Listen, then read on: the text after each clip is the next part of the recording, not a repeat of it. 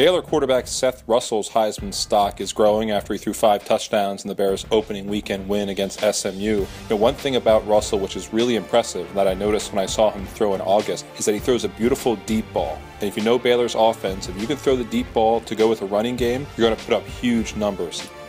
Auburn quarterback Jeremy Johnson's Heisman stock is dipping after he threw 3 interceptions in the Tigers' win against Louisville. We expected more out of Johnson, to be honest. We thought that he'd be a great fit in Malzahn's offense. He'd be a great fit for what the Auburn Tigers wanted to do offensively. He still may be that quarterback, but he's off to a pretty rough start.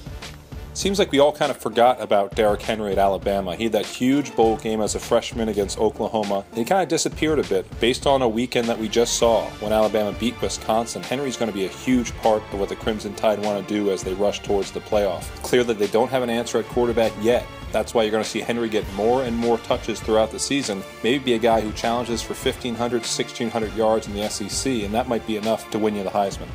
TCU quarterback Trevone Boykin is one of those favorites who has a lot to prove coming out of opening weekend. He was actually okay against Minnesota, a 6-point win. He threw a touchdown, he had about 91 yards on the ground, but he wasn't great, and we expected more out of him, particularly after the way he finished last season. I think he'll learn from it. Gary Patterson told me after the game that Boykin missed on 3 touchdowns. Don't bet on that happening every single week.